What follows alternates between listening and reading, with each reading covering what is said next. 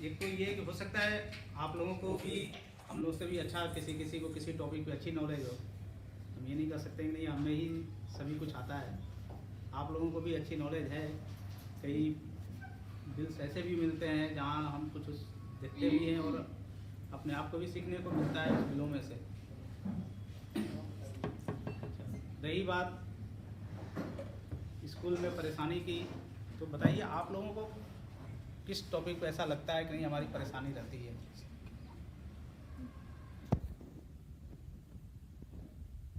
को लग रहा है कि नहीं हमारी इस कॉमन जो है हमारा ये पार्ट पे हमेशा जो ऑब्जर्वेशन आता है या हमें इसके बारे में जानने की कुछ जानकारी है, तो आप बताइए। कोई भी अगर कैंडिडेट हैं जो लग रहा हो कि नहीं हमारा यहाँ पर कमी है, चाहे हमने ऐसे कोई बिल जमा किया या पे फिक्सेशन का है या एनपीएस के रिगार्डिंग है, जहाँ कोई इशू हो रही हो उन्हें।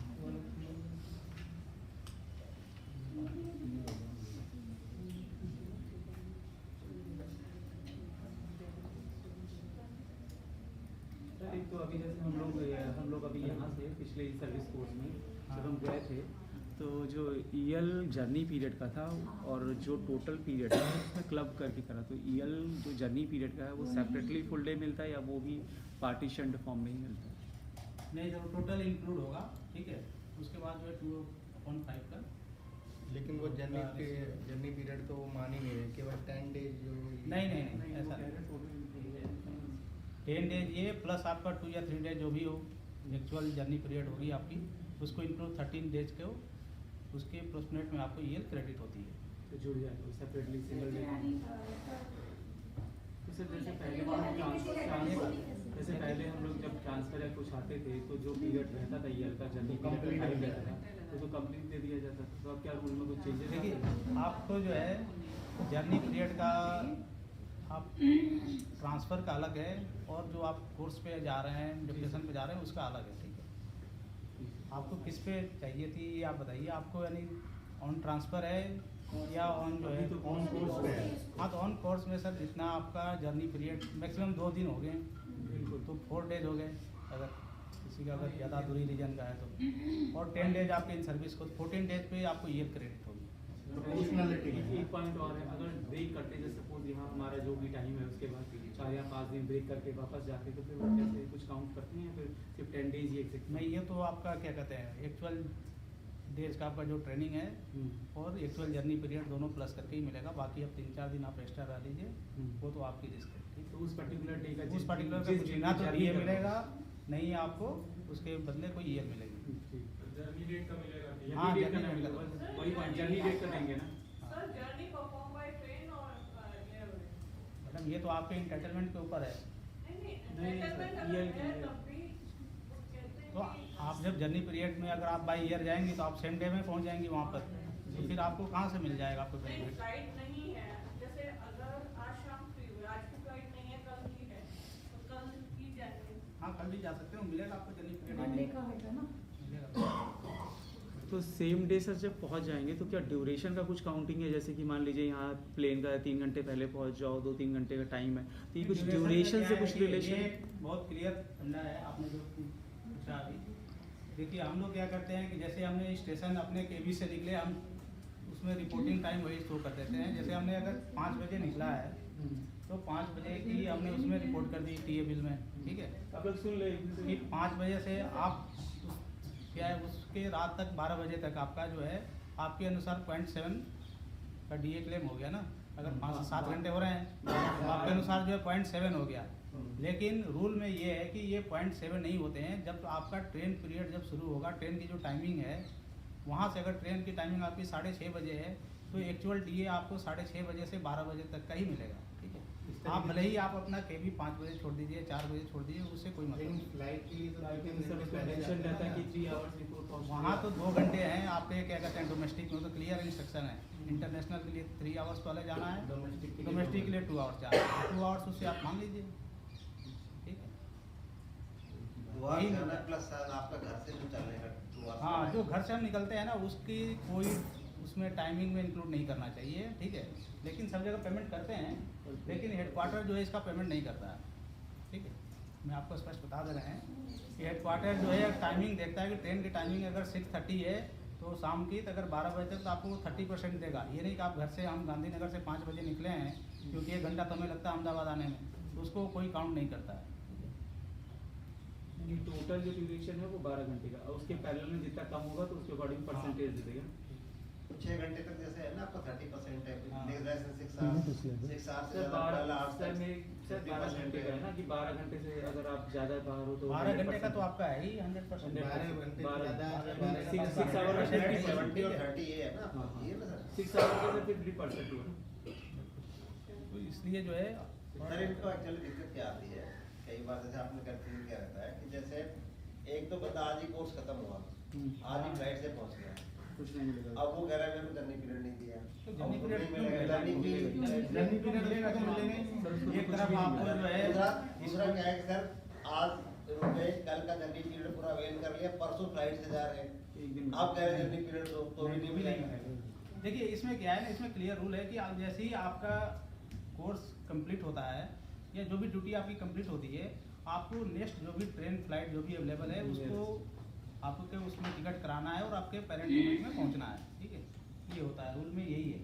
अगर आप रुक करके, जैसे अब मैं यहीं का एग्जांपल दे रहा हूँ, जैसे प्रिंसिपल सर ये मान लीजिए यहाँ से बड़ौदा गए ऑडिट करें वहाँ इंस्पेक्शन में, और आज नहीं इवनिंग में नहीं लौट करके कल मॉर्निंग में आ रहे हैं, तो ये कल क्या परसों भी आ सकते हैं, कोई ये नहीं है, लेकिन इनको जो है कल का कोई बेनिफिट नहीं मिलेगा। ठीक है, जो मिलेगा क्योंकि यहाँ से 100-120 किलोमीटर है, तो आप 2 घंटे में आप वापस आ सकते हैं। ये चीज़, और अगर कनेक्टिंग ट्रेन उस दिन है ही नहीं, अगले दिन है, तब तो आप मजबूर हो। अब ऐसा नहीं है कि जैसे अगर आज कोई ट्रेन है वहाँ से और आप सोच रहे हैं कि कल राजधानी हमें बुक करनी है, राजधानी में टिकट करा लें तो हमें कल का डीए मिल जाएगा, तो वो नहीं मिलेगा। ऐसा कुछ नहीं कि आपको राजधानी सही है, अगर कल का राजधानी है तो कल के लिए वेट करेंगे, ऐसा नहीं है। सर एक और लोकल डीए पे आज की ट्रेन ही नहीं मिली सर, रिजर्वेशन आज की ट्रेन में मिल ही नहीं रहा। मैडम आप ट्रेन का टिकट तो आपको मिलेगा ही, आपको डीए नहीं मिलेगा। ठीक है, ट्रेन का टिकट तो आप 4 दिन बाद भी आइएगा तब तो मिलेगा, ऐसा नहीं। रेल का टिकट की बात नहीं कर रहे हैं। ये क्या बोले नहीं वो ईएल तो मिलेगा ही नहीं, ईएल नहीं मिलेगा। आज की ट्रेन ये तो मैडम आपका एक्चुअल जो जर्नी पीरियड है उतना ही मिलता है। ठीक है, अब आप 3 दिन का मांगिए तो 3 दिन का थोड़ी मिलेगा आप बताइए। सर एक लोकल डीए पे भी जानकारी चाहिए। लोकल डीए जैसे कि मान लीजिए हम अपने हेडक्वार्टर पे हैं या फिर हम यहाँ ट्रेनिंग में आए हैं, तो वो कैसे करते हैं, किस तरीके से देखते हैं, उसका क्या परसेंटेज? लोकल डीए जैसे कि मान लीजिए हम जहाँ पे रुके हुए हैं होटल में और यहाँ से आप ऐसे बोलो ट्रेनिंग में टीए DA का क्या लोकल रोल? टीए टीए का ट्रांसपोर्ट सॉरी सॉरी डीए नहीं ट्रांसपोर्ट अलग। टीए तो सर आपका इंटाइटलमेंट जो भी है 225 रुपये होगा या 333। ठीक है, तो आप उसके अनुसार क्लेम करिए, जो भी आपका कम है एक्चुअल में, जो भी आपका एक्सपेंसेज हो रहे हैं, नहीं जैसे मैक्सिमम तो आपका 225 है ही। 225। हाँ, अगर एक्चुअल में आपका 100-150 जो भी लग रहे हैं आने जाने के, क्योंकि तो आप कहीं ना कहीं स्टे कर ही रहे हैं, तो वहाँ से आने जाने का तो मिलेगा ही। तो उसके लिए तो हमें कुछ देना नहीं है डॉक्यूमेंट्री की, हम डिक्लेरेशन डिक्लेरेशन तो मैडम आपको भरना है ना, आपको तो हाँ, नंबर ये सब तो एक आपको फॉर्म है किलोमीटर देखते हैं नहीं सर 225 कितने किलोमीटर है? एक्चुअली वो किलोमीटर के बारे में और ये उसमें कहीं मेंशन नहीं है किलोमीटर। ठीक है, वो जो है वो लेवल 12 में है कि वो 50 किलोमीटर तक जो है विजिट कर सकते हैं। ओके। ठीक है, हम लोगों वाले में कोई ऐसा ये नहीं लिखा है कि आपका किलोमीटर इतना होना चाहिए, मैक्सिमम है 225 का। ठीक है, मेंशन नहीं है तो पूरा मिलना चाहिए, पूरा कहाँ देखो। और एलटीसी में एलटीसी में तो सर आप अपने घर से बताइए तो बहुत बड़ा आप बताइए, एलटीसी तो आप लोग अवेल करते ही हैं। सर एक बार भी नहीं ली सर, पूछ रहे हैं कैसे करते हैं।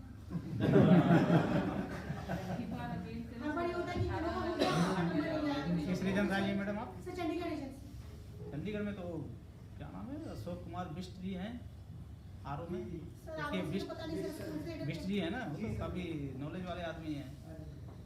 तो मैडम भी हैं अभी तो आजकल 1-2 सालों से, देखो सुखराज कौर मैडम है ना।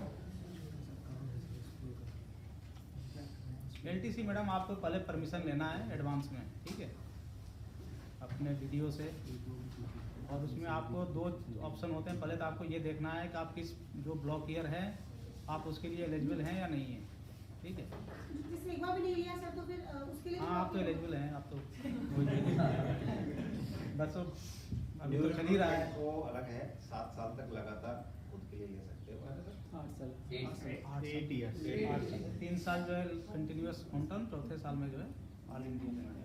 सर ये ब्लॉक पीरियड जो है उसको थोड़ा क्लियर कर दीजिए, कैसे है? शायद एक एक्सटेंडेड भी हो जाता है अगर ना ले तो 1 साल के लिए ग्रेस पीरियड मिलता है आपको दिसंबर तक। 22 से 25 का 22 से 25 से 26 तक आपको ले सकते हैं आप, ठीक है।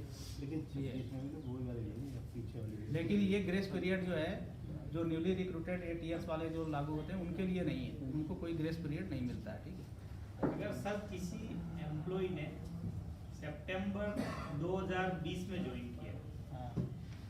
अब उसको 2029 का एलटीसी कौन सा मिलेगा?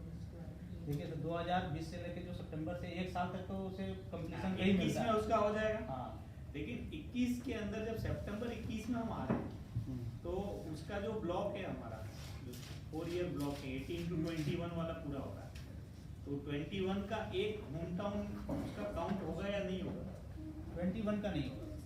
21 वाला काउंट नहीं होगा। 3 लगातार होने के बाद जब जो आएगा वो उसका काउंट होगा। नहीं, होम टाउन होम टाउन से तो पहले क्या था कि उससे पहले 1 ईयर कंप्लीट होना है। 1 ईयर सर सितंबर 2021 में कंप्लीट हुआ। हाँ, तो अब अक्टूबर से दिसंबर के पीरियड में वो ले सकता है। एक अब लेकर जो 2029 का जाएगा उसमें उसकी चॉइस क्या रहेगी? ये भी प्रिंसिपल के एग्जाम में एक क्वेश्चन था, इसलिए मैंने आपसे पूछा। सर वो ब्लॉक पीरियड पे काउंट होगा ना? सर ये तो होम टाउन ही होगा, वो 29 का जो होगा उसका हाँ, वो होम टाउन होगा, उसकी चॉइस का नहीं होगा। नहीं उसकी चॉइस करनी होगा। नहीं, होम कैसे टाउन रहेगा तो सर होगा। उसके अंदर? अगर सर ऑल इंडिया भी तो हो सकता है ना? ये नहीं होगा ना सर, क्योंकि हर 3 साल के बाद आपको 3 साल तक तो आपका होम टाउन है, हाँ। चौथे ईयर्स में जो है आपका ऑल इंडिया है, वो उसकी चॉइस हो गई। ये तो आपका कंपलसरी है होम टाउन, ठीक है। तो आप उस पीरियड से अपना काउंट करिए। और उसने अगर ना 29 तक। सर अगर मान लो उस पीरियड के जो पिछला ब्लॉक चल रहा था उसमें अगर उसने वो ना लिया हो, यानी कि ऑल इंडिया लिया ना हो तो ले उसका तो जो कोई फ्रेश रिक्रूट है उसका तो लैप्स उसका तो कोई मतलब ही नहीं है ना, फ्रेश उसको वाले का ग्रेस तो पीरियड lapse मिलना है ना, कुछ उनका मिलना तो है। लैप्स हो जाएगा। उसका तो 8 इयर्स तक तो मैंने पहले ही बता दिया, उसका कोई एक्सटेंड नहीं होता है। क्वेश्चन तो काफ़ी कॉम्प्लिकेटेड है, ऐसा नहीं है। हम लोगों वाले भी एग्जाम में काफ़ी कॉम्प्लिकेटेड क्वेश्चन थे जो एडमिन फाइनेंस 29 वाले में सर उसका 26 से 29 वाला चलेगा लेकिन वो उसमें उसकी होम टाउन ही है। एक सर उसको भी क्लियर कर दीजिए, यहाँ ज़्यादातर ना 2012 की ज्वाइनिंग वाले हैं ज़्यादातर। तो हमें हमारा जो नेक्स्ट सीनियर स्केल लगेगा उसमें हमें पे फिक्स DNI से लें या DNI से लें date या of joining से लें? डेट ऑफ ज्वाइनिंग जो है उससे लेने में बेनिफिट किस में है, मतलब दोनों? कैसे कैलकुलेट करें? देखिए ये तो आपको 1 मिनट देखिए, आपको पे फिक्सेशन में क्या है तो आपको पता है 2 ऑप्शन है हमारे पास, हाँ अभी तो 3 हो गए, तीसरा सर कैसे? ठीक है। ये तो यही आ गया ना जो 6 मंथ के आप बेनिफिट लेना चाहते हैं, जुलाई वाला, हाँ। जुलाई जनवरी जो भी आप लेना चाहते हैं, Date of next- ठीक है। इसके लिए तो आपको क्या है कि आपको खुद कैलकुलेशन करना पड़ेगा सर। कैसे करें?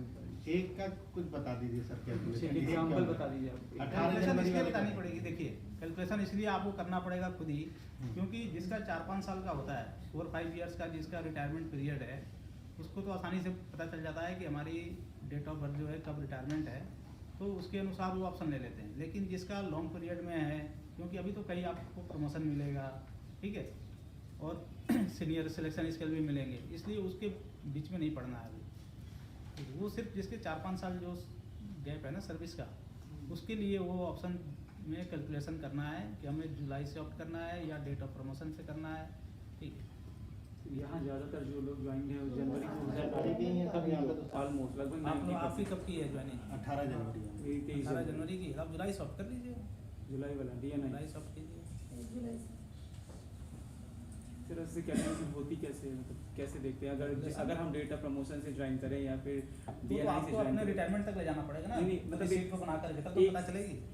सर एक ही साल का बता दें, मतलब क्या अंतर आएगा एक साल में? सिर्फ एक साल। देखिए अगर प्रमोशन और सिलेक्शन स्केल दोनों में अंतर है, ठीक है। सिलेक्शन स्केल में क्या है कि अगर आप अभी 48 लेवल 8 में है ना, जी तो लेवल 10 में आपको उससे जो नेक्स्ट उसमें सेल में जो भी होगा या तो उसके बराबर या उससे हाईएस्ट, ठीक है, जो होगा उसमें आपको प्लेस कर दिया जाता है, ठीक है। Yes. हाँ, जिस डेट से आप ऑप्शन लेंगे, ठीक। ठीक है। प्रमोशन में क्या है डिफरेंस है, प्रमोशन में अगर आपकी प्रमोशन मान लीजिए 18 जनवरी है, ठीक है, और आपका इंक्रीमेंट है जुलाई में, तो आपको 18 जनवरी से लेके जुलाई तक जो है आपको नेक्स्ट लेवल के जो आपके लेवल 10 में जो नेक्स्ट उसके आएगा हायर स्केल, उस पर आपको सैलरी मिलती रहेगी, ठीक है। फिर जुलाई में क्या होगा आपको, अगर आपने जुलाई से ऑफ किया है तो जो आप लोअर स्टेज में जो थे 8 में, उसमें 2 इंक्रीमेंट मिलेंगे उस पर, ठीक है। और फिर उस 2 इंक्रीमेंट जो मिलते हैं उसको फिर लेवल 10 में या तो उसके बराबर या उससे जो ज़्यादा होगा Next वहाँ पे higher। उसको प्लेस कर देते हैं। यही हमारा प्रमोशन जो है नहीं उस दिन कल हाँ, तो प्रमोशन नहीं है आपका, सिलेक्शन स्केल है, सीनियर स्केल है। प्रमोशन वाले में ये चीज़ जो है ना, ये देखा जाता है। MSCP वाला हो गया वो। MSCP तो आपसे कोई रिलेटेड ही नहीं है वो। MSCP आपके लायक थोड़ी है, वो तो नॉन टीचिंग के लिए है। MSCP जो है टीचिंग के लिए तो सीनियर स्केल और सिलेक्शन स्केल है, ठीक है। MSCP एज लाइक प्रमोशन होता है, ठीक है। बस ये रखिए, MSCP जो है जैसे प्रमोशन में ट्रीट होता है, लेकिन सीनियर स्केल सिलेक्शन स्केल में ऐसा नहीं है। ऑल इंडिया LTC के लिए जैसे समर ब्रेक में ऑल इंडिया LTC लेना है, तो क्या हम होम टाउन से स्टार्ट कर सकते हैं जर्नी? सर आपको तो स्टेशन से ही स्टार्ट करना चाहिए, ठीक है। समर ब्रेक में लेना है तो अलाउड नहीं है कि होम टाउन से हम नहीं सर, स्टार्ट? उसमें नहीं है, ठीक है। आप फैमिली आप कहीं से भी शिफ्ट कर सकते हैं, फैमिली क्या आप कहीं से भी ले सकते हैं, ऑल इंडिया फैमिली कहीं भी हो आप उसको वहाँ से पिकअप और वहाँ से ड्रॉप कर सकते हैं, ठीक है।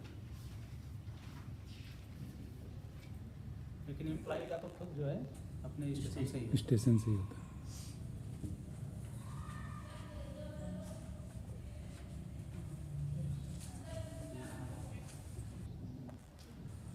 बीच में फैमिली को पिक कर सकते हैं, जैसे उसी हाँ, रूट पर फैमिली को तो आप इन रूट में है तो भी पिक कर सकते हैं, तो बोला रूट में नहीं है तो भी आप पिक कर सकते हैं।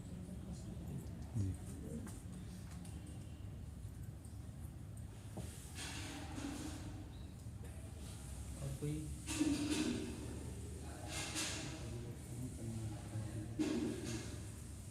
तो जो एडवांस लेंगे या एडवांस का सेटलमेंट करेंगे उसके बारे में मतलब बता दीजिए, उसमें टाइम पीरियड होगा। देखिए LTC में पहले तो जो था आपके अगर आपने एडवांस लिया है तो विद इन ए मंथ था, ठीक है। अभी और इमीडिएटली कर दिया हम्म? अभी से इमीडिएटली नहीं, LTC में तो बनी अब ये 21 दिसंबर 2023 को कोई DOPT का सर्कुलर आया है। उसमें 3 मंथ किया है क्या हाँ, शायद? उसमें जो अगर आपने एडवांस ले लिया है तो 3 मंथ का है, अगर आपने एडवांस नहीं लिया तो 6 मंथ का है। और अभी जो पहले अभी था ये वो लेटेस्ट पर- आया है, और अब अभी जो ट्रेनिंग के लिए एडवांस लेके आए हैं उसे उससे तो आपका विद इन ए मंथ आपको जाके सेटल करना है। तो 3 डेज है ना 15 डेज अच्छा है। ये वाला ना, हाँ आपने 50 डेज और उसमें 60 डेज, ठीक है, बिना एडवांस 15 डेज मतलब लास्ट जो मतलब यहाँ यहाँ तक पहुँचने के जर्नी बाद। कंप्लीट होने के बाद जाने के बाद बाद। ना जर्नी कंप्लीट पता लगा 5 दिन 10 नहीं जर्नी कंप्लीट होने के बाद जो है complete। आपको 15 दिन के अंदर एडवांस के केस में जमा करना है, नहीं तो उसमें वो बार का कोई रूल है 290 है सर, उसमें लिखा है कि फिर वो आपका एक टाइम बाद हो जाएगा।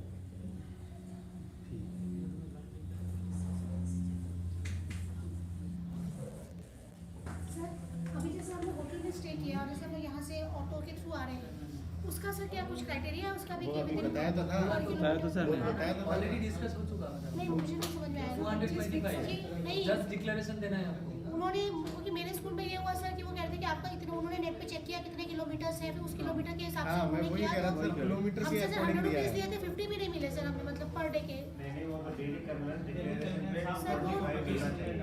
सर उसमें वही तो पूछा था, वो परसेंटेज कर दे। परसेंटेज कर देगा 225 मिलना चाहिए, ये गलत है। पूरा हो गया। पूरा मिलना चाहिए। अगर आप मैक्सिमम भरें 225 तो मिलेगा, ठीक है। हमने तो अगर आप ज़्यादा कम भी भर भर रहे दिया हैं था तो कोई कि- दिक्कत ही नहीं है। सर वो मैं बताऊँ क्या कर रहे हैं, जैसे कि मान लीजिए जैसे दिल्ली The में- amount claimed by you or 225 rupees, whichever is less, will be paid to you. पर सर ये बोल रही है कि आप ओला बुक कराओ, यार उसमें सुनो, ऑनलाइन आएगा। सुनो, अब मेरी बात सुनो। हाँ जी sir. What they told, what he told, what she told, it is different thing. What is rule, we can discuss over there. समझे आप मेरी बात? नहीं सर, अब भाई मेरी बात समझे बच्चे, आपके ऑफिस में कौन बैठा हुआ है, इनके ऑफिस में कौन बैठा हुआ है, कोई प्रिंसिपल कौन से किसी को 5th पे कमीशन के रूल पे कमांड है, किसी को 6th पे कमांड है, किसी के 7th पे, तो हम सब पढ़ ही रहे हैं। हम बार बार एफओ साहब को फोन करते हैं, very kind, he resolves are all the issues, he also you keep reading continuously, पढ़ते करते कई बार बात होती है कि सर देखना पड़ेगा इसको, तो अभी नया आया है, but he finds all the letters, क्या ऐसा लेटर आया हुआ है, अभी नहीं है, मैं भेजता हूँ आपको। इन दिस वे के आप सभी इमर्जिंग फील्ड में, तो इसमें क्या हो रहा है, कभी किसी को कोई सा रूल याद है, कभी किसी को कोई सा रूल याद है। अब कई बार ऑडिट में जैसे कई साल ऐसे गए हुए, जैसे मान लो अभी आप आरओ में बैठे हुए हैं, वो बंदा एडमिन सेक्शन देख रहा है, फाइनेंस देखा ही नहीं है। वो फाइनेंस देखता था आज से 10 साल पहले मान लो, अब उसको ले जाके साहब ने लगा दी ड्यूटी लगाते ऑडिट में, मान लो उसको लगा दी वीवीएन पकड़ा दिया, तो वो सबसे ज्यादा ऑब्जेक्शन वो निकाल देंगे जो पूरा अपने हिसाब के रूल के 10 साल बाद अभी क्या रूल चेंज आ गए, उसमें दिक्कत आ जाएगी, समझे आप। तो ये अब मतलब किस माइंड सेट का आदमी कहाँ बैठा है इसका नहीं कह सकते। अभी अपन ये डिस्कस कर सकते हैं यहाँ पे रूल क्या है। रूल ये है कि आपको बिना कोई टिकट, बिना कोई वो के बगैर आपको सिर्फ डिक्लेरेशन देना है कि मैंने ऑटो से ट्रेवल किया है, 250 रुपये मुझे पर दिन के दिए जाए, आपको मिलेंगे। क्यों सर, यही टीए में और डीए में आपका यही है, आपको सिर्फ डिक्लेरेशन फॉर्म जो है का देना है। होटल का भी आपका वो ये सेम डिक्लेरेशन है कि इस होटल में ठहरे थे, बस डिक्लेरेशन देना। हाँ, 1000 हाँ, लेकिन आप अगर आप लेवल 10 के हैं, सीनियर सिलेक्शन स्किल वाले को यहाँ पे अच्छा है ही नहीं सर, सारे सीनियर सिलेक्शन के लिए तो आए ही हैं यहाँ पे। नहीं 8 लेवल वालों के लिए भी के लिए तो शायद बिल देना पड़ेगा। हाँ, 1000 के लिए बिल देना पड़ेगा। और आपको मिल गया?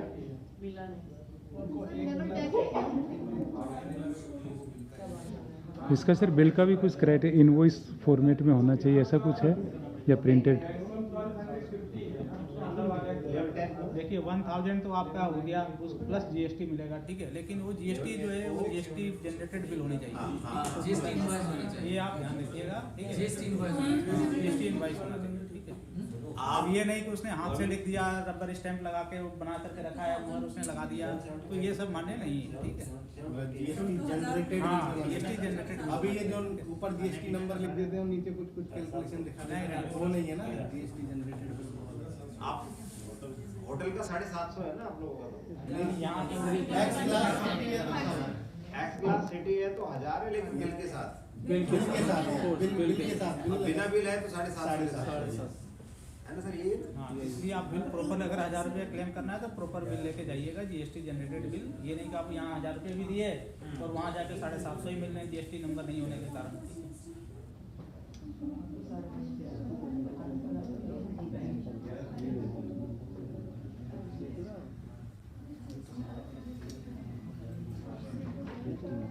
आप जनरली केमिस्ट्री का स्टॉक भी होल्ड करते हैं, स्टॉक के परचेज करते टाइम, स्टॉक को मेंटेन करते टाइम और स्टॉक के अंदर जो आपका रिक्वायरमेंट कैसे दी जानी चाहिए और लास्ट में financial procedure, fund of flows कैसे कंप्लीट होना चाहिए, वो सबसे वो भी पूछो। आप लोगों को बड़ी दिक्कत आती है इस तरह।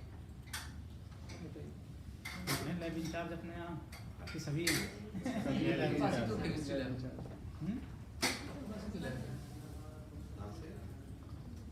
कंडमनेशन सर, एक कंडमनेशन प्रोसेस भी थोड़ा सा है। कंडमनेशन प्रोसेस तो बजरंग जी आए होंगे परसों, नहीं बताया उन्होंने, वो एडमिन का पार्ट है ऐसे, ठीक है। कंडमनेशन पार्ट से क्या है कि देखिए, पहले तो आपको सभी चीज़ों का कंडमनेशन कर नहीं सकते हैं, ठीक है, क्योंकि कोई अगर जैसे अभी इन्होंने ये दिया है, ठीक है, इसकी 5 साल मान लीजिए कि लाइफ एक्सपायर हो गई, तो ऐसा नहीं है कि इसको कंडमनेशन ही करना है। अब इसकी जो सर्विस सेंटर है वहाँ से वो लिख के देगा कि नहीं ये जो आगे काम नहीं करेगा, नहीं कर सकता है, चाहे ये ज्वाइंट इकोनॉमिकल रिपेयर है, तब जो है आप उसको क्या कहते हैं कंडमनेशन के लिए प्रोसेस शुरू करना है। वैसे तो सारे चीज़ 3 साल 5 साल हो जाएगा तो सबको कंडमनेशन नहीं कर सकते हैं, ठीक है। कंडमनेशन करने से पहले आपको दोनों चीज कंफर्म करनी है, एक तो उसकी लाइफ कंप्लीट हो गई हो और दूसरा लाइफ कंप्लीट होने के बाद भी उसको बीईआर सर्टिफिकेट है ना सर, हाँ, वो सर्टिफिकेट बियॉन्ड हाँ, इकोनॉमिकल रिपेयर। तभी हालांकि आप केमिस्ट्री वाले जैसे सारी हाँ, क्लास इसीलिए नहीं। ग्लास वेयर है तो उनके लिए नहीं, आपके पास कुछ होते होंगे ना, जैसे आपको पीएच इंस्ट्रूमेंट और ये सब जो होते हैं उसके लिए ये माइक्रोवेव ओवन वगैरह भी है। वैसे नहीं, मैं किसी स्कूल में गया था अभी, देखा मैं वहाँ पर माइक्रोवेव खरीद लिया उन्होंने 4, यस ठीक है, हमारे पास भी है। और उसके पैकिंग खुले हैं 2 ही, वो तो अभी वो क्या कहते हैं उसके मेरी जो है वारंटी जो ऐसी एक्सपायर हो रहा है।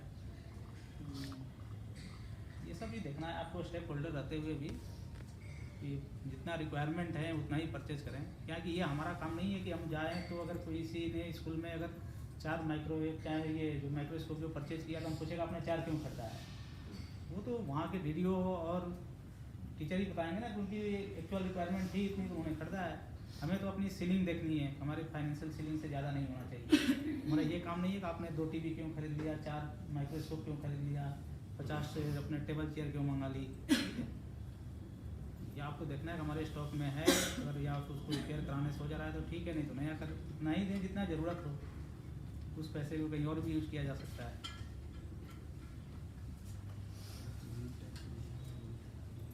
हाँ सर, एक वो भी क्लियर कर दें, ओल्ड टैक्स और न्यू टैक्स पे कुछ आ रहा है शायद, उसको हम क्या ऑप्ट करें, कैसे कैसे कैलकुलेट करें? कैसे करें तो आपको कैलकुलेशन करना पड़ेगा। अगर आपके पास होम लोन है या कुछ सेविंग ज़्यादा है तो आपको देखिएगा हमको ओल्ड रेजिमी में जाना है। अगर कोई हमको क्या कहते हैं टैक्स ये सेविंग बेनिफिट नहीं लेना है तो न्यू रेजिमी में जाइए। मतलब कैलकुलेशन का कोई तरीका होगा, किस तरीके से करें? तो कैलकुलेशन शीट है सर, उसके कैलकुलेशन शीट है, उसको फॉर्मा होता है पूरा उसमें जब आप डालेंगे तो दोनों अंकल मिल जाएंगे, ठीक है आपके पास। सॉफ्टवेयर बना रखे आपके सीनियर साथियों ने, जैसे ही आप उसमें डालेंगे केमिस्ट्री का ऑटोमेटिकली ईयर और बिल सारे चीज़ आ जाएंगे। ऐसे आप ये मान के चलिए अगर जिसका 15 लाख एंड एबव है ग्रॉस सैलरी सर एक उसके लिए न्यू रेजिमी ही बेनिफिट है। HRA की रिबेट के लिए डॉक्यूमेंट के लिए कौन कौन से लगाने पड़ते हैं जो ऑफिस हमसे डिमांड करता है कि जैसे रेंट एग्रीमेंट लगा दी, रेंट एग्रीमेंट के बाद वो पर मंथ का ट्रांजेक्शन डिटेल भी मांगती है कि ऑनलाइन यदि आपने पे किया है, और या स्लिप को वो नहीं मान रहा है। ये तो है हमारे भी। देखिए अगर आपने बिलो अगर 1 लाख से नीचे है, ठीक है, तो आपको ऑनर का जो है पैन कार्ड नहीं देना, ठीक है। हाँ। अगर 1 लाख से ऊपर का अगर क्लेम करते हैं, रिबेट लेना चाहते हैं तो आपको जो है ऑनर का पैन कार्ड तो मस्ट देना ही है। यस, पैन कार्ड दिया है sir. Rent pan card agreement के बाद भी वो मानते हैं कि बैंक का ट्रांजेक्शन डिटेल दिखाइए। आप रेंट रिसिप्ट दे सकते हैं, ठीक है, दे कह सकते हैं, देना ही है। रेंट एग्रीमेंट सर ज़रूरी होता है, रेंट एग्रीमेंट देना। रेंट एग्रीमेंट अलग चीज़ होगी, ठीक है, और पर मंथ जो आप रेंट दे रहे हैं वो अलग चीज़ है, ठीक है। रेंट एग्रीमेंट तो कई पर्पज के लिए बनते हैं। रेंट रिसिप्ट के साथ साथ रेंट एग्रीमेंट भी देना हाँ, है। रेंट एग्रीमेंट तो उसमें क्या है, उसके टर्म एंड कंडीशन ऑनर के होते हैं, तो उसमें कई चीज़ होते हैं, ठीक है। और रेंट तो पैसे वो तो 11 मंथ का किराया, उसमें सारी उसकी सेफ्टी सिक्योरिटी सब कुछ लिखा रहता है, ठीक है। वो ऑफिस में सबमिट कराना ज़रूरी होता है। उसके साथ होना जरूरी है कि आप तभी तो पता चलेगा रेंट में रह रहे हैं।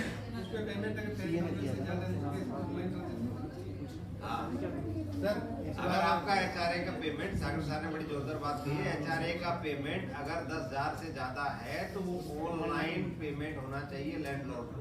मैं वही तो कह रहा हूँ सर, इसीलिए उन्होंने वो मांगा कि ऑनलाइन रिसिप्ट दिखाइए आप है हाँ, तो ऑनलाइन ऑनलाइन बताने अगर आप 10,000 से ऊपर का 10,000 कर से ज्यादा रहे है हैं तो हमसे देना पड़ेगा। वहाँ सबका दिल्ली में 10,000 से ज्यादा ही है। सब जगह लगभग वही है, 10,000 से ऊपर ही है। यहाँ भी वैसे ऑनलाइन या कैश में नहीं।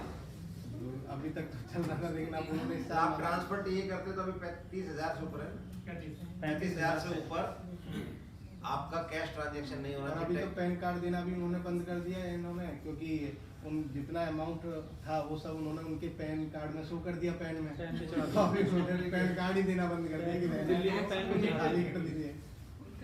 वो तो उसके हाउस ओनर के खाते में चला हाँ, उनके खाते में शो कर दिया सर, उनका जब ITR उनका तो ये नहीं, हमने तो उनका तो ये बिजनेस है ना, उनका तो बिजनेस है, उनको तो पैन कार्ड देना ही पड़ेगा।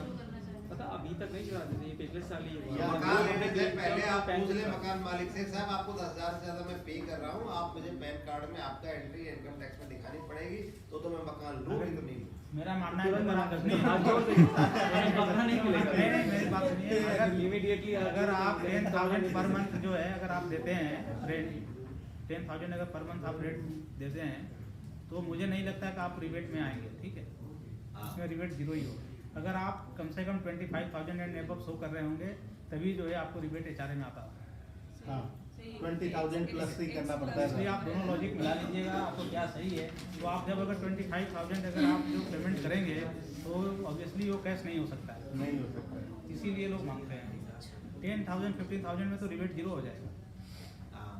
हाँ, उसमें कोई रिबेट का फायदा नहीं है। बी 10,000 वाले पॉइंट में ना ABC ABC आती है, जैसे जो लोअर होता है, लोएस्ट मैंने देखा ये 38,000 रुपये की देता है रेंट में, उसने सारे पैन कार्ड ये लगा रखा है तो उसमें कर नहीं सकता। आपने ये भी देखा होगा कि सास ससुर के घर में बहू किराएदार है, पिताजी के घर में बेटा किराएदार है, फादर के घर में उन्होंने देखा 36,000 की रेंट थी उसमें, बताइए।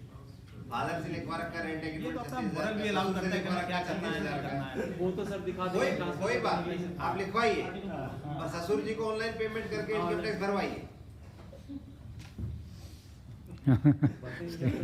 दिखाइए, कोई दिक्कत नहीं, ऑनलाइन पेमेंट करिए, हमको जैसा ही जुगाड़ करना पड़ेगा। नहीं तो उनके इनकम टैक्स में आ जाएगा। बात है कि आप कहीं ना कहीं तो घर का reflect दूसरा होना ही है, देगा। ठीक है। कहीं ना कहीं तो अगर reflect मान लो होगा। सैलरी नहीं है, नहीं कमा रहे तो नहीं आ पाए 5 लाख हाँ तो आपको फायदा मिल जाएगा। ऐसा होगा ही नहीं सर। डिपेंड करता है वो कितना रिटर्न भरते हैं। ऐसे सीनियर सिटीजन और किसी को कोई परेशानी की अगर किसी को कोई समस्या हो, वो परेशानी क्या है? यहाँ तो कोई प्रॉब्लम हो गया सर, मेरा फ्लाइट था सर 2:40 में, तो मुझे शेड्यूल था 12:40 तक का एंट्री करना, मेरा थोड़ा सा जैम था तो मैं 1:10 में पहुंचा। 1:10 में पहुंचने के बाद जब बहुत लाइन था 24 दिसंबर बहुत लास्ट चल रहा था, तो 1 आवर को वहाँ पर जो है एंट्री करना था बैग लेके, तो मेरा शायद 2 मिनट लेट हो गया, बोला कि आपका काउंटर क्लोज हो गया, आपका दूसरा फ्लाइट में जाना पड़ा। तो फिर मैंने बोला कि फिर तो मैं जाऊँगा कैसे, तो वो रीशेड्यूल करके मेरा जो PNR नंबर वो सेम है, लेकिन दूसरा फ्लाइट का मतलब टिकट मुझे दिया है, तो मैं अगर कोई ये क्लेम करता तो क्या प्रॉब्लम होगा? मेरा तो PNR नंबर सेम है, लेकिन फ्लाइट शेड्यूल का पैसा मिलेगा। कोई दिक्कत नहीं है उसमें, कोई दिक्कत नहीं, तो फ्लाइट नंबर भी सर ये मैच शेड्यूल उससे कोई दिक्कत नहीं है। तो रीशेड्यूल करने का जो एक्स्ट्रा चार्ज लगा है और पहले जो टिकट का चार्ज है, दोनों में नहीं, अगर एक्स्ट्रा चार्ज लगा है वो तो उनको ही बियर करना पड़ेगा। फ्लाइट को ही, ठीक है। लेकिन मेरा कोई फॉल्ट नहीं था सर, ये तो ऐसा जब जितना फर्स्ट टाइम आपका फॉल्ट आप लेट गए। कहाँ सर 1.5 घंटा पहले सर, आप एयरपोर्ट पे 4 घंटा पहले चले गए दिल्ली पे, फिर भी फ्लाइट छूट सकती है। आप ये नहीं कर सकते मैं तो 4 घंटा पहले चले गया 3 घंटे पहले आप चेक इन काउंटर पे अपना सिक्योरिटी चेक इन कराने के बाद बोर्डिंग पास 45 मिनट पहले आपको लेना ही होता है। 45 मिनट से 1 घंटा पहले लिया सर, और 1 घंटा बाकी था, मैंने पहुंच गया सर बोर्डिंग पास के लिए बोर्डिंग के लिए मैंने 1 घंटा पहले पहुंचा था। नहीं, वो अलग अलग एयरलाइन के रूल है। आपके एयरलाइन के रूल में अगर 1 घंटा है, किसी में 45 मिनट है, 5 मिनट ही है ऐसे डोमेस्टिक में तो। 45 है डोमेस्टिक में तो।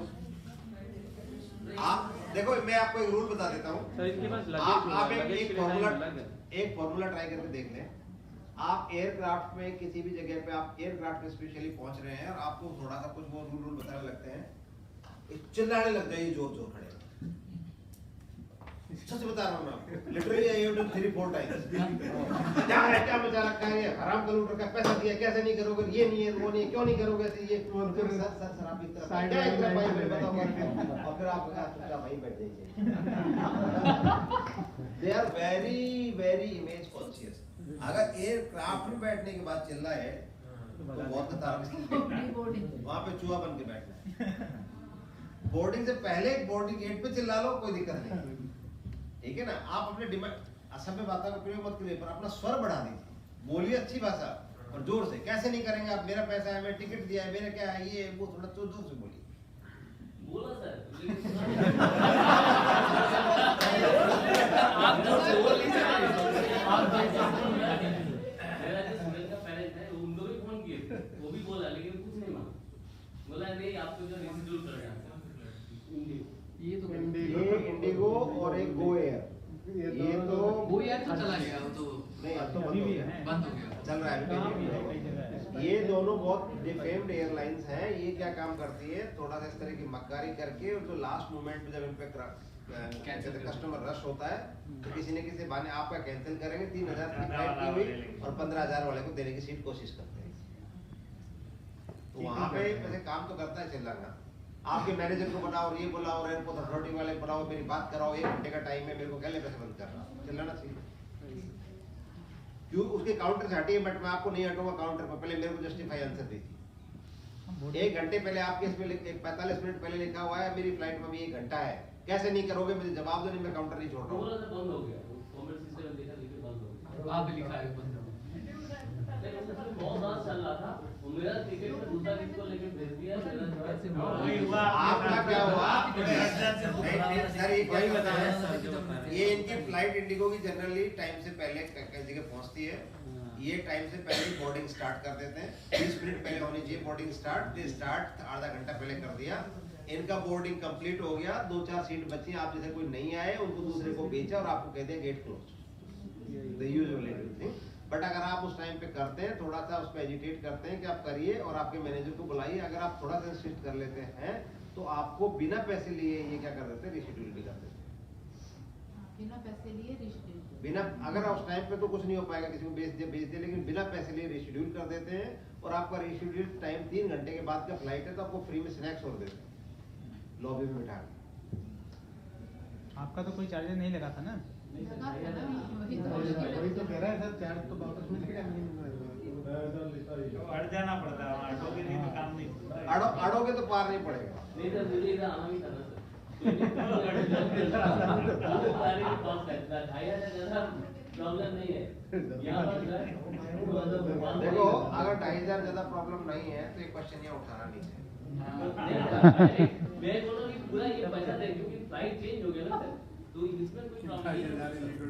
ये जानना चाह रहे हैं केंद्रीय विद्यालय क्या देगा मुझे रिशेड्यूल के पैसे? फ्लाइट का मैं टिकट जो शो कर रहा हूँ उसमें एक हो जाएगा, और जो बोर्डिंग में है दूसरा फ्लाइट का ये है, ई में होगा, तो इसमें कोई दिक्कत नहीं होगा। क्योंकि टिकट तो ना तो कोई चेंज नहीं किया, वो पुराना टिकट मैं दूंगा, क्योंकि वही दूसरा कोई टिकट नहीं दिया, बोर्डिंग जो है दूसरा फ्लाइट का है। कोई दिक्कत नहीं, इसमें कोई इशू नहीं। लेकिन आपके आपको पास- डिफरेंस आपके अमाउंट पास पेड नहीं मिलेगा। पैसे की रिसिप्ट तो है रिशेड्यूल की, रिसीव का पैसे का रिसिप्ट है, लेकिन आप दिखाइएगा कि मैंने इसका बुक किया था, इसके बाद मेरी फ्लाइट रिशेड्यूल हुई है, मैंने इसका किया। इनके पास सर बोर्डिंग पास तो होगा ही ना? बोर्डिंग पास बोर्डिंग पास मांगा जाता है मेल, और पैसे के लिए आपका मांगा जाता है। बोर्डिंग पास मांगा जाता है। बोर्डिंग पास आप शो कर दो। बोर्डिंग पास में नंबर यूँ देखो एक्चुअल बात बताऊँ, अगर यूँ तो स्मार्ट अगर ऑफिस में बैठे आदमी तो इनका क्लेम अटका सकते हैं। आपने एक मॉर्निंग की फ्लाइट कराई है, मान लो आपने एक फ्लाइट कराई है मॉर्निंग की XYZ टाइम की, उस टाइम पे पीक आवर्स हैं और आपका फ्लाइट बुक हुआ है 12,000 रुपए में, ठीक है। उसके बाद आपने क्या काम कर दिया, रिशेड्यूल करा के आप 4,000 वाली फ्लाइट में चले गए, तो डिफरेंस तो आपको मिलेगा ना। 15,000 ज्यादा था उसमें, आप जानते हैं ना, 5,000 रुपये एक्स्ट्रा देना पड़ता, लेकिन 5,000 मेरा हो गया। आपने IRCTC से बुक कराई होगी, आपने L1 पे बुक कराई है, लोवेस्ट जो उसमें आ रहा है, तो फिर कोई दिक्कत नहीं आएगी, ठीक है सर? नहीं, उसमें कोई इशू नहीं। कोई दिक्कत नहीं आएगी सर, कह रहे हैं। किस और रीजन हमारे से हैं एमओ सर? साहब कह रहे हैं तो नहीं आएगी। आप किस रीजन से हैं? किस रीजन से हैं? कोलकाता सर मेरा एक सर कौन है? संजय कविराज, वही तो है ना? अभी तो वही देखते हैं ना वहाँ पर। कोई ये ने नहीं ज्वाइन किया ना? सर CA में चाइल्ड एजुकेशन अलाउंस में क्लास 1 से पहले 2 साल का मिलता है बच्चे का, तो अभी NEP में जैसे 3 साल कर दिया, तो उसका अपग्रेडेशन कोई रूल आया अभी? अभी तो कोई नहीं आया सर, ये सब देखिए पॉलिसी मैटर है, जो DOPT जो इशू हुई है तो भी इसमें रिवाइज होगा। ओके अभी तो आपको यही है कि +12 तक और 2 साल पहले क्लास 1 तक। जी।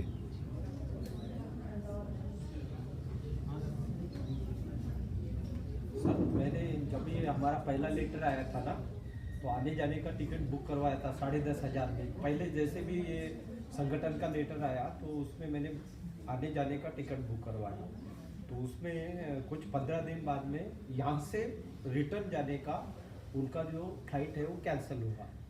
तो कैंसिल होने के बाद सर मैंने उनको रीशेड्यूल करने का रिक्वेस्ट किया कि रीशेड्यूल करो, तो वो रिस्पॉन्स नहीं कर रहे थे IRCTC वाले।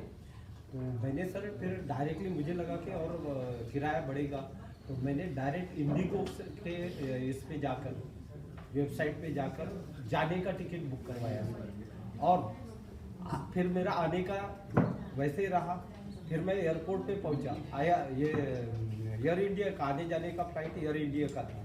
मैं आने के दिन सर 24 तारीख को मैं एयरपोर्ट पहुंचा, मुझे कोई मैसेज नहीं कुछ नहीं। वहाँ वो जो 12:40 का फ्लाइट था, तो वो 12:40 दिखाई नहीं रहा था, वो 3:15 का दिखा रहा था। फिर मैं घबरा गया सर, और वो जब मैं मोबाइल पे दिख रहा था तो मेरा फ्लाइट नॉट एग्जिस्टिंग दिखा रहा था। फिर मैंने वहाँ इंक्वायरी किया तो उन्होंने मुझे काउंटर पे भेजा और उन्होंने कहा तो वो तो कम्प्लीटली आपका जो ये है एयरक्राफ्ट विड्रॉ कर चुके हैं। फिर मैंने भी वही जो सर ने कहा वो मैं चिल्लाने लगा क्योंकि मैं बहुत घबरा गया था सर। तो उन्होंने क्या किया कि आपका एडजस्ट करवा देते हैं, तो उन्होंने मुझे मुंबई भेजा। उस जनरल सीट नहीं थी तो बिजनेस क्लास में मुंबई भेजा। तो मुंबई, हाँ सर, तो हाँ 12:40 का था सर फ्लाइट, तो उन्होंने मुझे 1:40 के फ्लाइट में मुंबई भेजा बिजनेस क्लास में, और वहाँ से 4:20 से लेकर 5:20 फिर इधर पहुँचा। तो सर इतने सारे कॉम्प्लिकेशन कॉन्सिक्वेंसेस मैंने हार्ड कॉपी में आते समय मैंने एक कॉम्प्लिकेशन प्रिंसिपल को बताया था कि सर ये कॉम्प्लिकेशन हुआ, मैंने IRCTC से ये किया था, लेकिन वो मुझे रीशेड्यूलिंग का ये नहीं दे रहे हैं, रिस्पांस नहीं दे रहे थे, तो इसीलिए मैंने ये इंडिगो के डायरेक्ट साइट से कर दिया था। तो नहीं, हमारा IRCTC ही वैलिड माना जाता है। देखिए, अगर आपने इंडिगो के साइट से बुक किया है तो वो तो एज पर रूल जो है रिमर्सिबल नहीं है, ठीक है, तो रिमर्सिबल नहीं है। नहीं क्या वही सर, तो अगर आपने डायरेक्ट काउंटर से परचेज किया है, नहीं काउंटर से नहीं परचेज या किया, इंडिगो के साइट से, एयरलाइंस के वेबसाइट से परचेज किया है, हाँ, तो आपको रिमर्सिबल नहीं है। अच्छा। तो सर मैंने प्रिंसिपल सर को बताया तो वो कह रहे हैं कि कॉन्सिक्वेंसेस देखते हुए हम आपका ये करेंगे। अब वो एक्सेप्शनल केसेज हैं, अब वो वीडियो हैं, ठीक है, लेकिन ऐसे रूल में ये नहीं। मैंने प्रिंसिपल सर के साथ सारे कॉन्सिक्वेंसेस डिस्कस कर रहा था सर, टाइम बाय टाइम। हाँ तो दिया सर, आपको रूल में नहीं है, अगर वो सहमत है केस से, अच्छा, एग्री करते हैं तो वो कह रहे थे आपके कॉन्सिक्वेंसेस आप लिख कर दीजिए, मैं साइन कर दूंगा इसके। सर तो क्या डायरेक्ट एयरलाइन से किसी से भी परचेज नहीं, किसी से भी परचेज नहीं डायरेक्ट करना है, सब ऑनलाइन ही करना। तीन ही ऑप्शन है, ठीक है, IRCTC और वो भी तो ऑनलाइन ही, अशोका ट्रैवल्स, अशोका और एक और उसको गवर्नमेंट ने अथॉराइज किया है ना, मतलब ऑनलाइन तो सभी ऑनलाइन चीजें ही हैं है ना, लेकिन गवर्नमेंट ने उसे अथॉराइज किया है ना, बिल में तो सर जो कॉन्सिक्वेंसेस है तो सबमिट कर देंगे, नहीं क्या सर? आप कर दीजिए, आपका काम है सबमिट करना, आगे का प्रोसेस देखना होगा। हमने जो फैक्ट है आपका आपने बता दिया, उसे कंसीडर करना नहीं करना उनका काम है, इसलिए इसके लिए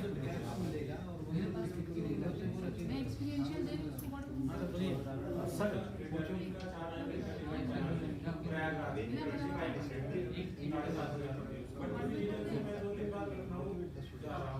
मतलब यहाँ से लखनऊ जाऊंगा नियर बाई सिटी है 200 किलोमीटर, वो 5,500 का टिकट है, तो उसका क्लेम मिलेगा कि नहीं, केवल 5,500 I think we are sharing all the data यहाँ से लखनऊ और लखनऊ से बाई रोड या बाई रोड नहीं क्लेम करना, केवल लखनऊ तक का क्लेम करना है। जो शॉर्टेस्ट डिस्टेंस होगा। पहले कहाँ के लिए आपके लिए जाना है? प्रयागराज। सर मेरा वर्किंग स्टेशन प्रयागराज है, हाँ, और थ्रू वन स्टॉप है दिल्ली, मैंने टिकट बुक की थी क्योंकि कोई डायरेक्ट फ्लाइट नहीं थी 7,500, लेकिन अब मैं किसी कारण से नहीं जा रहा हूँ प्रयागराज, लखनऊ जाना है मुझे, तो लखनऊ का उससे कम ही दाम पे 2,000 कम है विदाउट एनी स्टॉप, तो वो क्लेम मिलेगा कि नहीं, फ्लाइट का क्लेम केवल मिलेगा सर। सर कि आप तो कोई एक ही क्लेम करेंगे ना? हाँ, एक ही हाँ, क्लेम करना है, ऐसा तो नहीं है दोनों क्लेम करना है, एक क्लेम करेंगे तो एक तो आपको मिलेगा ही, आप यहाँ से लखनऊ तक चले जाएंगे, यहाँ से बाई रोड आपको जाना है, बाई ट्रेन जाना है आपको, देना पड़ेगा ना कि चीपर सप्लाई। लेकिन एक चीज़ आप ध्यान रखिएगा, जो सबसे सभी लोग गलती करते हैं, जब भी आप किसी ऑफिशियल टूर पे हैं तो आपको नेक्स्ट डे जा कर के आपको ज्वाइन करना है, ठीक है। अगर आपने के पास CL है तब तो वेल एंड गुड है, CL में कोई समस्या नहीं है। अगर आपने EL ले लिया, ठीक है, तो फिर आपको जो यहाँ से जो रिटर्न जर्नी का जो पैसा है, चाहे आप बाई एयर जाएँ चाहे बाई ट्रेन जाएँ, वो पैसा रिम्बर्स नहीं होता है। और यदि नहीं, वो तो मैं आपका नहीं, मैं अगर छुट्टियां हैं विंटर ब्रेक है तो नहीं, विंटर ब्रेक में तो मिलेगा, कोई दिक्कत नहीं, ब्रेक है ही। EL के साथ, सिर्फ EL के साथ जो है, अगर कभी भी आप टूर पे जा रहे हैं और आपने रिटर्न जर्नी में अगर EL आपने अवेल कर लिया, 2 दिन बाद आप अपने यूनिट में पहुंच रहे हैं, अपने स्कूल में केवी में, तो फिर आपको जो है इसका फेयर का पैसा नहीं मिलेगा, ठीक है। ये सभी के लिए है, इसलिए हमेशा अपना एक CL बचा के रखा करिए, कभी जरूरत पड़ गई, ठीक है। ये कई केस हो गए हैं, कोई अफसर नहीं चले गए, आपने जैसे दिसंबर वाला, अब उनके पास CL था नहीं, जर्नी से लौटा उधर से ऑन ड्यूटी, और उन्होंने 1 दिन का EL ले लिया, हाँ पैसे बाई ईयर का पैसा मिला नहीं है हिंदी तो देनी चाहिए ये तो एक ही दिन का देना है लेकिन रिटर्न जर्नी को पैसा नहीं।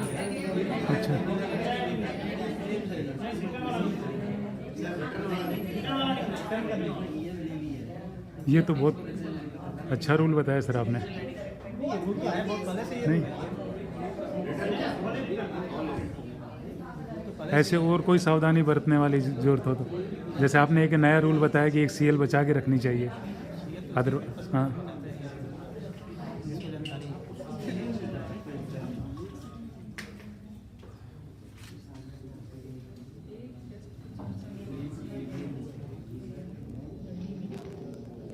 और बताइए सर कोई टॉपिक जिसको आपको जानना है? इसमें टॉपिक तो बहुत है।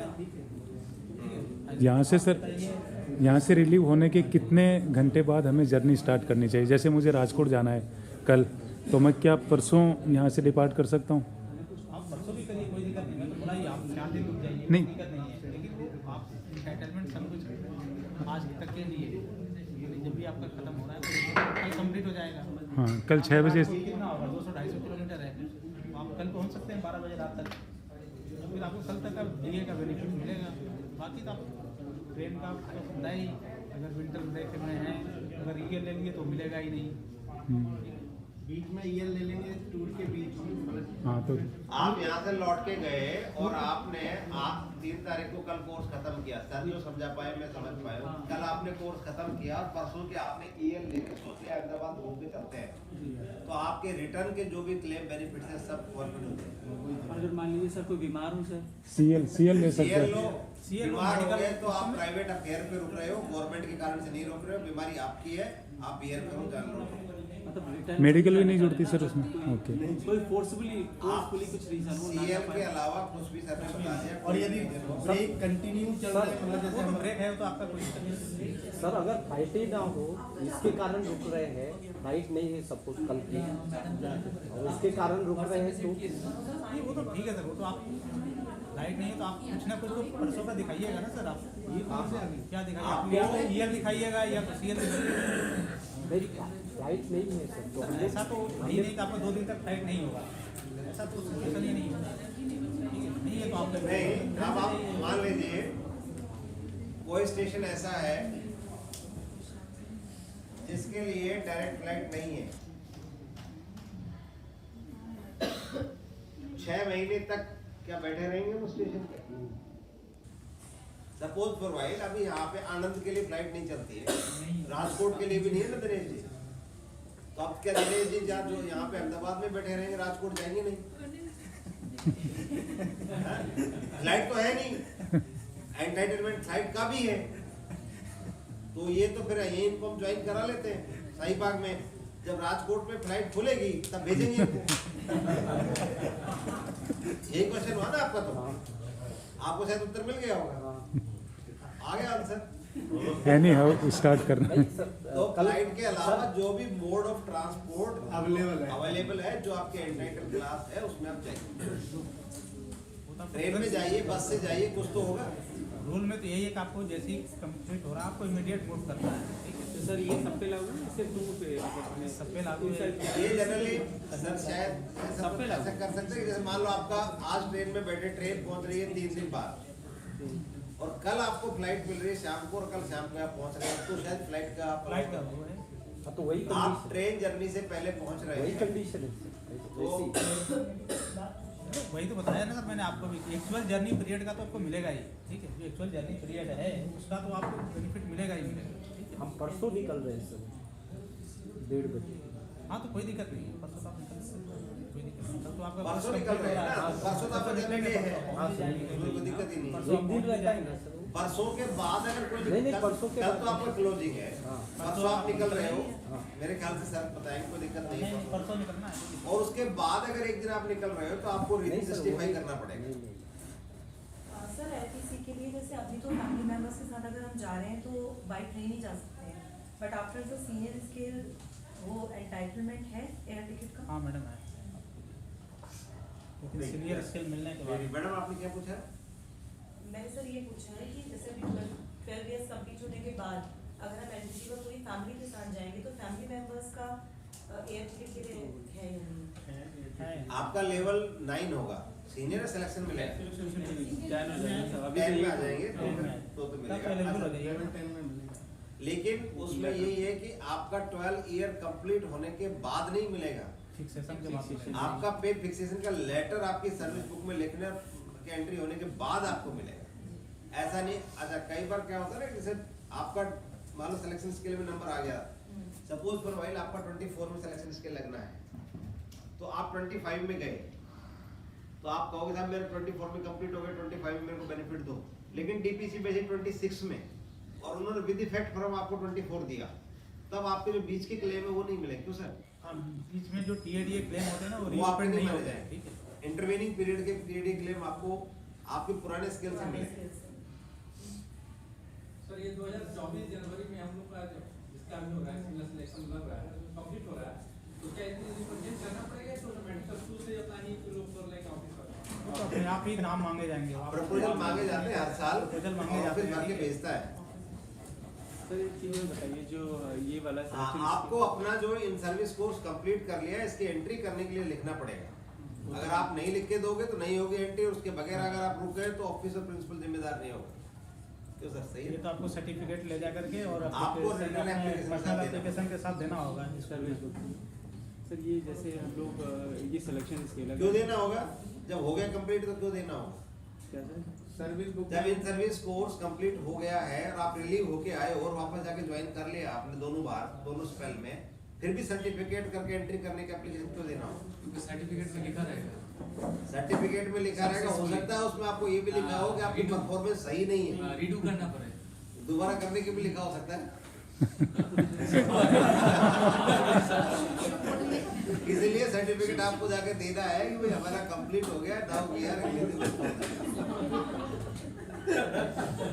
हमारे यहाँ 5-6 के सभी अपने कोर्स में 5-6 लोग हैं। हम लोग को बुला दीजिए, बबलू जी का लिख के भेज देते हैं। इनसे पेपर बनवा लेना।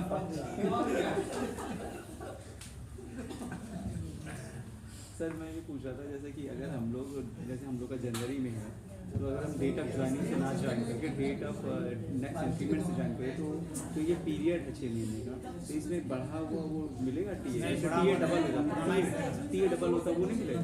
जो डिफरेंस है वो बेसिक का डिफरेंस मिलेगा। क्या चीज़? एक मिनट, मतलब हम जैसे मान लीजिएगा कि अभी अगर आप 66,000 पे हैं, ठीक है, आपको जैसे सीनियर स्केल मिलेगा आप 68,000 पे आ जाएंगे, 68 पे। लेकिन आपको अगर आपने जनवरी के बदले अगर आपको 12 जनवरी 18 जनवरी जो भी है, अगर आप जुलाई से ऑप्ट करते हैं तो जनवरी से जुलाई तक सीनियर स्केल के केस में जो है आपको 66,000 ही मिलेगा, इसको कुछ भी कोई बेनिफिट नहीं मिलेगा। एज इट इज चलेगा। डिफरेंस बता वो रहे तो जो आए थे बजरंग सर जो आए थे सर, उन्होंने ये बताया कि जो डिफरेंस होगा वो आपके बेसिक में ऐड हो जाएगा और वो 30 जून तक मिलेगा, उसी पे ही। नहीं, वो तो यही तो समस्या है, यही तो एनोमली के कारण क्या है, पे एनोमली के कारण यही होता है। हाँ। उसमें नहीं मिलेगा, वो तो आपको प्रमोशन के केस में है, ठीक है। अगर ये जो आपने जिसने भी बताया होगा ये गलत है, ठीक है। आपको जो है ये प्रमोशन के केस में मिलते हैं, ठीक है। सीनियर स्केल और सिलेक्शन स्केल के केस में नहीं मिलेगा। जैसे आप लेवल 10 में चले जाएंगे ना, तो जो आपका गवी जो है बेसिक उसे जस्ट पेपर होगा वहाँ चला जाएगा, और जो जुलाई में आपका लगेगा ना तो 66,000 के ऊपर भी आपका इंक्रीमेंट मिलेगा जो लगेगा। जैसे लेवल 10 में जस्ट 66 के बाद 67,000 है, तो आपका लेवल 10 में जाएंगे तो वो 67,000 हो जाएगा, और 6 में जो डिफरेंस है 1,000 का, तो फिर 5-6 महीना का। तो फिर आप बताइए, फिर सीनियर स्केल में और प्रमोशन में फिर अंतर ही कहाँ रहा? सर प्रमोशन में इंक्रीमेंट का फिर आप जो एफआर पढ़ते हैं 22(1)(a) जो है और 1(b) जो है, फिर वो दोनों में चेंज ही कहाँ रह गया? सर जो हमको कल परसों सर एक बार इलास्ट्रेशन करके एक बार थोड़ा बता दीजिए, एक बार थोड़ा बता दीजिए वो एग्जैक्टली क्या होगा।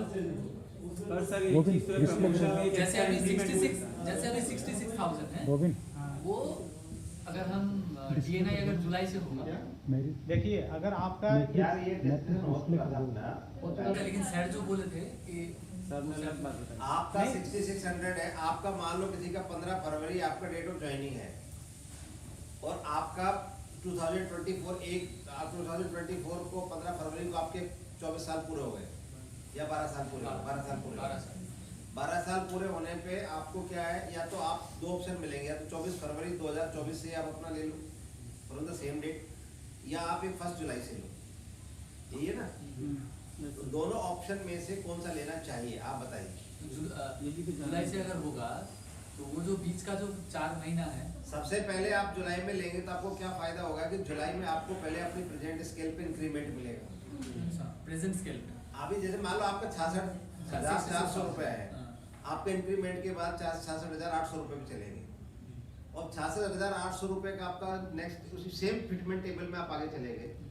अब उसके जाने के बाद आपको क्या मिलेगा, नेक्स्ट ग्रेड पे का आपको सेम उसके कॉलम के बराबर जो नियरेस्ट मतलब लेवल 10 का फिर नियरेस्ट में आपको मिलेगा। और अगर आपने फरवरी में ले लिया तो फरवरी में जिस पे आप हो सेम के अलावा लेवल 10 में जहां पे आप जाओगे वहीं जाओगे। अब आप बताओ किसका फायदा, ये है ना सर, ऐसे होगा। देखिए सर, आपको अगर फरवरी से जून के बीच में अगर आपका जो सीनियर स्केल ड्यू है, ठीक है, अगर आप जुलाई से ऑप्ट कर रहे हैं तो आपको जो है बेनिफिट जो है जुलाई से ही मिलेगा, ठीक है। अगर आपने बीच में ऑप्ट जुलाई में इंक्रीमेंट तो लगेगा ना पुराने स्केल पुराने पे लगेगा, जिस पे 6 मंथ कंप्लीट हो जाता है उसी पे मिलेगा, ठीक है। क्योंकि नए में आपको 6 मंथ कंप्लीट नहीं होंगे तो नए पे तो इंक्रीमेंट मिलना ही नहीं है, ठीक है। पुराने पे इंक्रीमेंट लगेगा, फिर उसी पर जो है आपको फिटमेंट टेबल में यहाँ पे बैठे हो आप, कौन सा स्केल अभी 9 पे हो, 8 के बाद कहाँ जाओगे, 9 को छोड़ दूं, ये 10 पे चलेंगे, ये लो सबका सेम केस है सर, 56,000। अरे यार जो भी है ठीक है। अब लेट इट बी 56,000 यहाँ पे है, 66।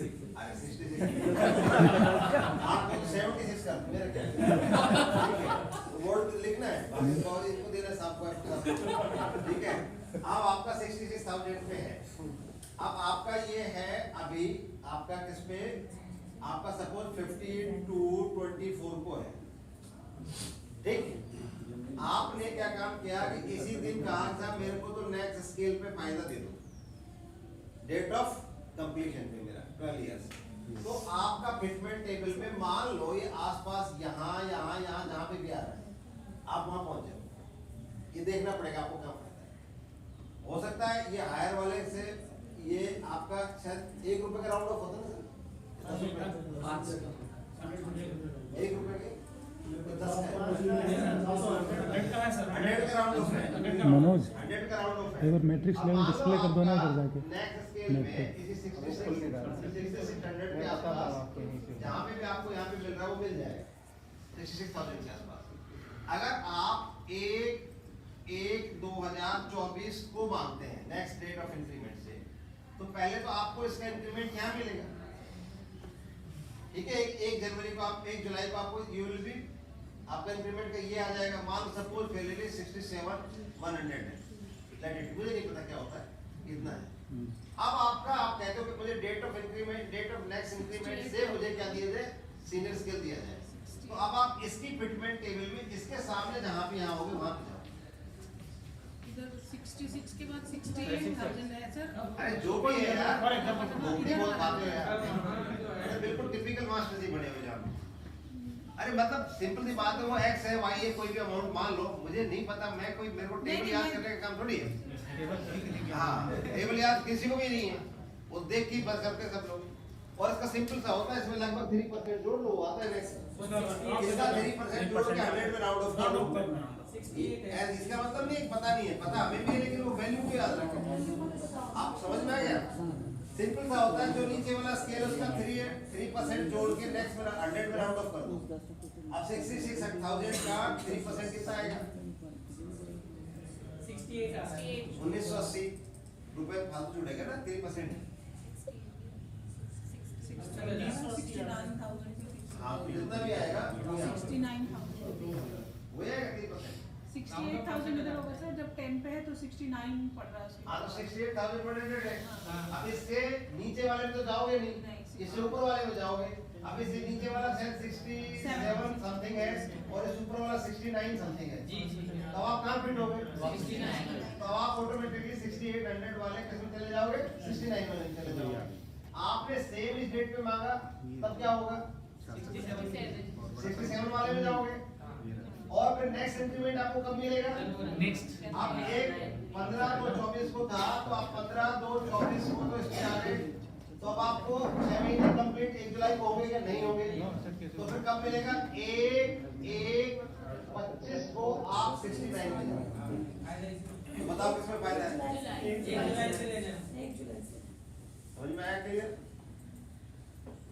यहाँ क्यों क्योंकि अब आपको 6 महीने डीए मिलेगा किस पे 60 अगर आप इसको मांगते हैं आपको डीए पे मांगते हैं 1/7/24 को अगर आप मांगते हैं अपना इंक्रीमेंट तो आपके बचे हुए जनवरी तक के 6 महीने आपको 69 पे डीए मिलेगा कितने थाउजेंड पे डीए मिलेगा क्योंकि आप 1 जुलाई को फिक्स हो जाओ किस पे 69 पे और आपको 6 महीने डीए किस पे मिलेगा 69,000 पे और अगर आप इस पे फिक्स होते हो तो आपको फरवरी से लेके 15 जनवरी तक लगभग 10 महीने कितने पे डीए मिलेगा 67,000 आप कैलकुलेट कर लो किसमें फायदा है आपको टोटल अमाउंट निकालो भाई यहाँ पे 10 महीने है 10 महीने में हमें इतना मिलेगा डीए एक्स्ट्रा और यहाँ पे 6 महीने में इतना मिलेगा अब फायदा क्या है दूसरा फायदा क्या है कि इसके अंदर नेक्स्ट इंक्रीमेंट आपको कहाँ मिल रहा है 1 जुलाई को फिर इसमें 67 के बाद अगला इंक्रीमेंट कब मिलेगा आपको 1 जुलाई को फिर नहीं मिलेगा फिर कब मिलेगा जनवरी में तो हमेशा ये वाला पीछे रहेगा ये वाला आगे चलेगा और आगे आगे जाके जैसे गैप पड़ेगा ना टेबल में इस वाले को फायदा है मेरा ये मानना है बाकी आप कैलकुलेट करें जुलाई डीएनआई वाला कैलकुलेशन तो आपको करना ही पड़ेगा क्योंकि देखिए आपकी सर्विस लॉन्ग है तो आपको करना पड़ेगा 4-5 इयर्स का तो पता चल आपको 4-5 ईयर आगे तक देखना पड़ेगा 4 साल बाद में कहाँ पे होगा ठीक है आप क्लियर समझ में आ रहा है नहीं आ रहा है इससे तो यहाँ पे क्या फायदा हो रहा है आपको कि यहाँ पे सेम डेट से 67,000 मिल रहा है और यहाँ पे जुलाई तक कितना मिलेगा आपको 66 मिलेगा और वो पॉइंट जुलाई तक 66 लेके फिर क्या हो जाएगा 68 हो जाएगा और अगली जनवरी तक कितना मिलेगा 69 और यहाँ पे सीधा क्या हो जाएगा फरवरी में 67 और यहाँ पे जनवरी में 69 हो जाएगा सॉरी जनवरी में तो क्या हो जाएगा 69 होगा यहाँ क्या हो जाएगा जुलाई में 24 में 69 हो जाएगा तो जो आदमी ये वाला ऑप्शन ऑप्ट करेगा नेक्स्ट डीआई से तो अभी तो ये जो क्या होगा 66 से नेक्स्ट इंक्रीमेंट 60 ये 15 फरवरी को 15/2/23 को इतना होगा 66 100 पे 950 फिर ये 1/123 को कितने 1/7/23 को कितने पे होगा 68/100 पे और ये बता कहाँ पे होगा हाँ 1/7/24 पे क्या हो जाएगा फिर नेक्स्ट पे कितने पे 69 ठीक है ये इस पे पहुंच जाएगा और जबकि जो दूसरा आदमी है जो नेक्स्ट डीएनआई से लेता है डेट ऑफ नेक्स्ट इंक्रीमेंट से ये डेट ऑफ ज्वाइनिंग से लेता है डीएनआई से लेता है उसको क्या मिलेगा 15/2/23 को कितने पे है 66,000 पे है ठीक है फिर उसके बाद क्या होगा डेट ऑफ ज्वाइनिंग के बाद नेक्स्ट इसको कब मिलना चाहिए जुलाई में 6 महीने हुए नहीं है क्योंकि एक इंक्रीमेंट इसने जो इसमें था इसी को इसमें सेम डीएनआई पे ले लिया तो सेम यही की 15 जुलाई को कितने फिक्स होगा यहाँ से 66 ये है आप इतने पे थे